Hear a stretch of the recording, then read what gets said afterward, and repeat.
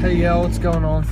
I wanted to give you a couple of tips today with panic attacks or anxiety attacks, whatever you want to call them, and ways that you can deal with them. I'm not going to go into exactly how or exact ways, anything like that, but I'm going to give you a way to that's going to help you out with them. First of all, one of our biggest things that we do when we start to have a panic attack or anxiety attack is we lose our rational thinking. Our rational thinking part of our brain turns off. No matter, all this time, you spent beforehand preparing yourself like, hey, when I have a panic attack or anxiety attack and I enter that fight or flight mode, whenever that happens, I'm going to do this, this, and this. Well, it's all good and fun when you sit there and think about it when you're not having a panic attack, when you're not in fight or flight. And, you can do that, but it's not going to help you in your fight or flight because all that rationalizing and work you did beforehand, thinking about what you were going to do, goes straight out the window. Because when you're in fight or flight, you're not thinking rationally. The rational thinking part of your brain actually turns off. But you can still, operate on a human level if you know how to. Something I found that helps is what I call a panic card.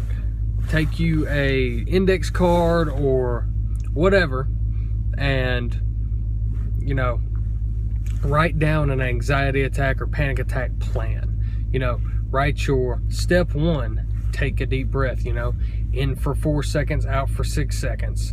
Step 2, use a grounding technique. For example, name 5 things around you, or, name 3 colors around you, a couple different things. Step 3,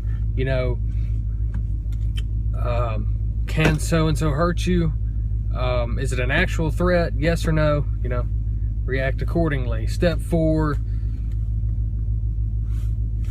take a Xanax. I don't know, something like that. If you're prescribed medicine for, in case of emergencies or as needed anxiety medicines like benzos or whatever. But having that concrete thing, you're sitting here, I know you're thinking that, what's a piece of paper going to help me with when I'm having a panic attack? It kind of has the same thing as a grounding technique. It gives you something concrete, so you don't have to think of these things that you were supposed to be thinking about doing during your panic attack to stop it or to calm it down. You have a concrete thing in front of you that you can sit and you can look at and you can go through the steps instead of trying to do them inside your head, which you can't do when you're not thinking rationally during a panic attack. So having that little card with you, you can, pull it out. Okay, take a deep breath, whatever. It's name 3 colors. You're looking around, finding your 3 colors, saying them, whatever, and that's going to help calm you down. And it's just giving you something concrete to look at to help you run through your anti-panic or anti-anxiety procedures to help you calm down a little bit. I'm not saying that this is going to stop your panic attack from happening in the first place, but it gives you some peace of mind to know, hey, I got this, right here, to know that, even if I'm not thinking rationally, I can pull this out, look at it, and it'll help me calm back down. You can keep one in your vehicle, on a note card or whatever. You could type one up on a piece of paper and get it laminated, keep one in your wallet, or for ladies, a purse, so you have it on you. Keep one in your room, wherever you want to keep one, just a little panic procedures card or whatever you want to call it. Anything like that be a big help. And practice it. Practice your your panic procedures, because even you hear a lot of times in military training. I'm kind of a military nut. History buff, all that kind of stuff. All that stuff, I like looking at that stuff, and it's cool to me. But something you always hear them say, during guys when they get in gunfights or whatever, is that you know, when they start to panic, when that adrenaline hits and everything, you know, the fog of war hits, all that kind of stuff happens, they're training. You hear people say, you know, the training just takes over, the training kicks in. What they mean by that is, you know, during whatever, you know, basic training, boot camp, whatever, and, you know, whatever their other training exercises are, whatever they do over and over and over again, pounding in their head, once you do something over and over and over again, and you stop having to think about it, it just gets to be muscle memory, second nature. That part of your brain is still on during your fight or flight response.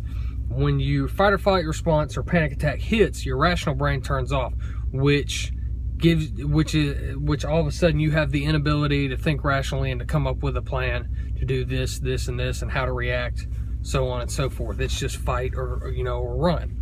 But when you practice your procedures over and over and over and over and over again, I'm talking, you know, 15, 20 times a day, that would take you, what, 10, 15 minutes for people who suffer from panic attacks.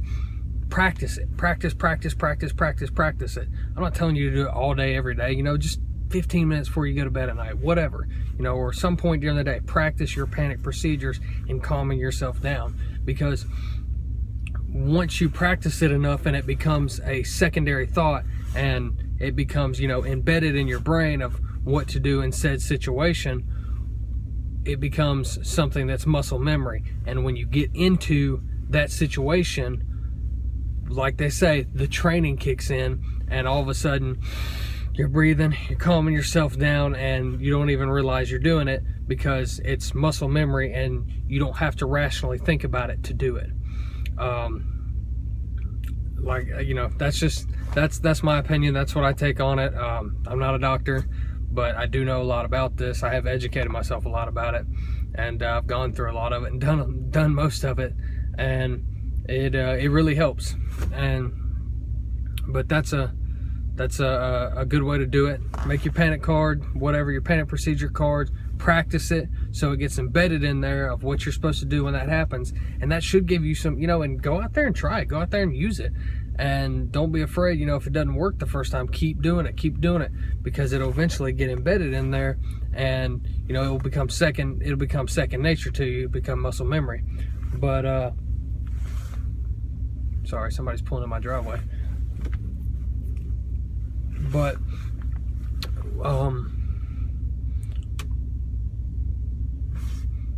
get your panic cards. I don't know where my mind just went, I'm sorry. Get your panic cards, you know, your panic procedure card, practice them, all that kind of good stuff. And I hope it helps. Thanks, guys.